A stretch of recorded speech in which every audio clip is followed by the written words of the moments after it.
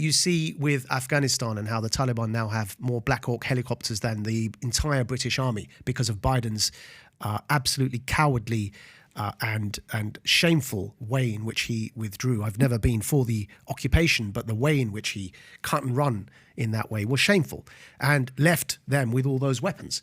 So our own actions also have to be put into the picture to understand. Now, as I say, one of the things they all have in common is that they are being weaponized to fight proxy wars. And invariably, you see, the case of Syria demonstrates that very clearly because of our desire to remove Assad, who I come from a background where all Arab dictators have been our enemy.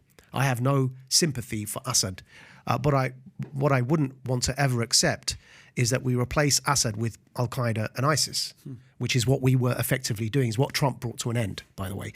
And I think, to give you one final example, take Ukraine and the Azov Nazis, who aren't even neo-Nazis, they're actual Nazis. They come from the Bandera tradition, which is the surviving elements of Nazism and the collaborators in Ukraine from the era of Nazism up until today. They are still there. Now, Azov, every country has racists, but Azov is a battalion that was integrated into the Ukrainian army and formally became their National Guard. So the Ukrainian National Guard is the Azov battalion. Azov are Nazis. This is not in dispute. This is not an opinion. This is a matter of fact. I, for 10 years, ran the world's first and leading counter-extremism organization. It was our job to brief prime ministers and presidents on who is an extremist. I have met in that pursuit George Bush, Tony Blair, David Cameron, more heads of state than I can imagine, one-on-one, talking like this. I am telling you, Azov are Nazis. This is not in dispute. It's a fact. They have Nazi insignia, and yet we're sending weapons and funds to Nazis who are integrated into the Ukrainian army. That's like saying that because we wanted to get rid of Assad, we're going to fund ISIS.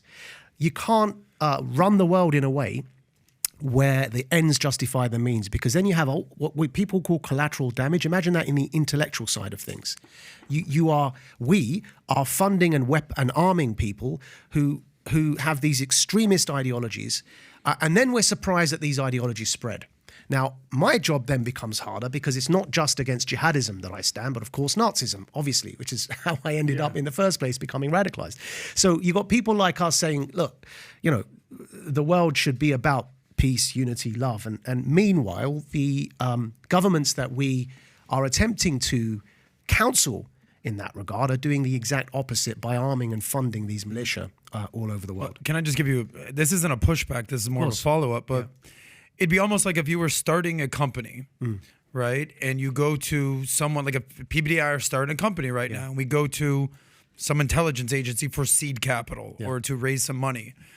Okay, so maybe they invest in our business, but at the end of the day, we started the business. So it almost seems like you're saying that the intelligence agencies are facilitating or propping up a lot of these terrorist groups. And that's like, if you're peeling an onion, that might be the second, third, fourth, fifth layer. But the bottom layer of the onion, of ISIL, of Al-Qaeda, the Taliban, is the group itself. It's not the intelligence agencies. Am I wrong? It's a yes and no. It's a mixture of both, because some of their leaders are actually infiltrators from the security services. I mean, there's only so far I can go into this without being too scandalous and clearly. Well, let's get scandalous here. But also lives are at stake. So I think that it's important to recognize that, especially ISIS itself is a creation of these proxy wars, especially ISIS. Where you're correct is the history. Yes, you're absolutely correct. So how, let's start with, say, Islamic Jihad in Egypt. How that began is the Muslim Brotherhood were attempting to create their own version of this kind of theocratic thinking and bring that about in Egypt, which, by the way, that 1 year that Morsi was in power, the leader of the Muslim Brotherhood, after Mubarak's overthrow, I mean, ultimately, as there's a BBC Hard Talk interview of me with Stephen Sacco where I'm criticizing the Muslim Brotherhood government. And he says to me, but weren't they elected? I said, yeah, just like Bush was, and I can still criticize George Bush. So I do make the point that ultimately they were elected. They were better than a military dictatorship, which is, again, what we have now with Sisi. So my critique of them isn't to strip them of the fact that they were legitimately elected. But let's take the Brotherhood as an example. before this all happened, because they've been around since the 1920s, they would be going about their proselytizing in Egypt, and of course under the dictatorship they weren't allowed, and they would be thrown into the jails. Now, how they began treating them is there's a big fortress in Cairo. It's called Al-Qila. Qila'at Salah ad-Din is the Saladin fortress. It's now a tourist site, like the Tower of London. You go there, you go into the dungeons, the London dungeon. Anyone been to the London dungeon? Yeah. No. You see all the waxworks of the torture they used to do to people. Yeah? So there's a fortress like that in Cairo, except it's not historic. It's in our lifetime, it was a torture dungeon. And prisoners that I was with in Mazra' Torah prison were held in that fortress, which is an ancient fortress, but the regime had converted it to a torture dungeon. Now, in that Qila'at Salah ad-Din, the fortress, they would get the Muslim Brotherhood prisoners, and they would basically starve dogs for a long time, and then these starving dogs would be let loose in the solitary cell with these prisoners to basically terrorize them and torture them. Now, this kind of treatment, raping wives in front of husbands, torturing children in front of fathers to force confessions, is how jihadism emerged in the very prison I was held in. So Mazra' Torah prison is where Sayyid Qutb, the infamous founding ideologue of modern-day jihadism, who wrote the book, the Das Kapital of Jihadism, called Milestones, or Ma'alim fi Tariq in Arabic. Now, Milestones was written in the prison I was held in, and it was written by a former Muslim Brotherhood member.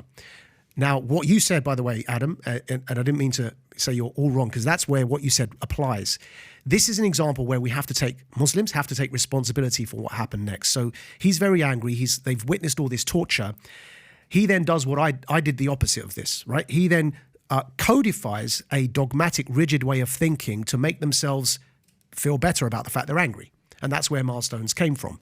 And that was the basis, the intellectual basis for modern-day Al-Qaeda that emerged. So that's how, what you said correctly is how jihadism emerged, is I don't think Sayyid Qutb was an intelligence operative. No. He was an angry man who had witnessed, all of him and his brothers would witness torture, and they are angry, and then they codify their anger and justify it by Islam, like everyone does in every faith tradition. I mean, the Inquisition and the Crusades are an example of that. So he codifies and justifies his anger and then writes it in a book, and that then takes off.